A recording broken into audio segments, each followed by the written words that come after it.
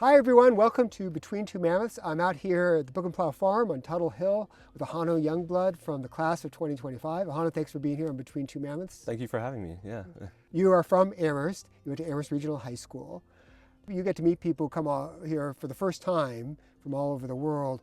What is it that you want them to know about Amherst, Massachusetts, not just Amherst College, that they might not know otherwise? I don't know, my friends call me the local. They call me Yeah. the local with the local knowledge. So I try to take people to like different places that they may not have ever seen, just like by looking up like, oh, nearest food restaurant or places to go hiking. I think there's a lot of like really nice spots in Amherst that if you just take a little bit of time to go digging for, you can really find some cool places to go. I'm someone who likes to hike a lot, so I try to find like little hiking spots or spots with rivers where you can like sit down and relax and read a book for a little Do you have a bit. favorite trail, a favorite spot?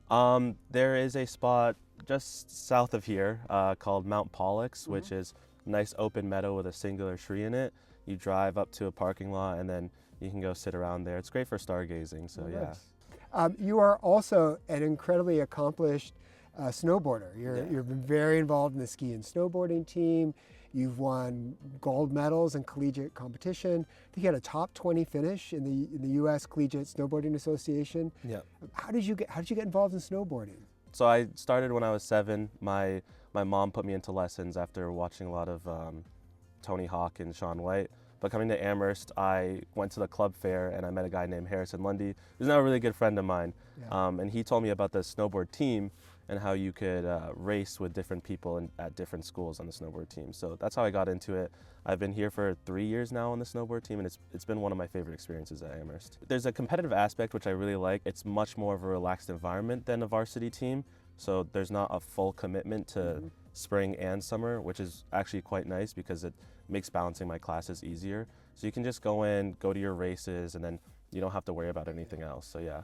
Like I said before, you won multiple gold medals. Do you have a favorite, memory of competition? Yeah. So this year I got an invitation to compete on the Team USA university team. So back in January, I went to Italy to compete for the World University Games. I think that was my first big international event. It was a really great chance to like see like the top level of competitors in the world, and I didn't place as well as I wanted to, but that's totally fine because some of those people like race World Cups. They're on their international team full time, so it was just a really great experience though. But yeah. That's great. Now, here at Amherst, I also know you from your work with NISA, the Native and Indigenous Student Association. Tell me a little bit about that group and your involvement in it. I and Jacqueline Cabarrubia, who I assume you've met before, worked on like building up NISA. We were like shown the ropes as a freshman, and then the seniors in the previous year graduated, so it was us two trying to figure out how to run a club, how to gain new members. And so over the past 3 years, we've been like working to build up our space. We currently have a space in the basement of Morrow. We've been working to build up a bigger community for Native and Indigenous students. I think that's really our main goal, is just like community building, trying to make an open and inclusive space for Native and Indigenous students, and then having somewhere that people can come together, share ideas, be safe space, so yeah. Yeah. So I don't know when exactly this video will drop, but it might be during a time when people are thinking about whether to accept an offer of admission from Amherst. What would you say to somebody who's thinking about it? Maybe especially somebody either interested in Native studies or with a Native Indigenous background. I would say go for it. The Native community here is really nice. Everyone's super supportive. I love the Native professors here, Brooks and Professor Vigil. They're wonderful people. We consider them aunties almost. They come to a lot of our events. They're someone who you can really rely on. And if you're someone who has like background with like Native studies, and it's something that you should definitely look into. Yeah, That's great. That's what I tell them. So as I mentioned, this will go out as people are also gearing up to come here for the fall for the first time. So what would Ahanu Youngblood's advice be to somebody who's about to start college in the fall at Amherst? I would say explore all your classes.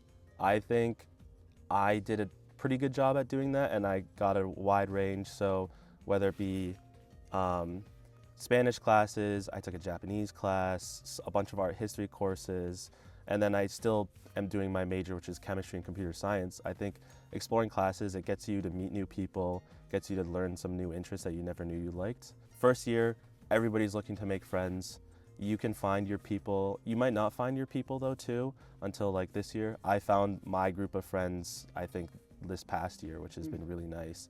But definitely go out, meet some new people. It's probably the best experience in college. And then clubs. Definitely join the ski team club. If you ski or snowboard, join the ski club. Yeah. Well played. Great advice, even the last piece. Ahanu, good luck with the thesis, and I'll see you on the graduation stage. Thank you. I really appreciate that. Yeah.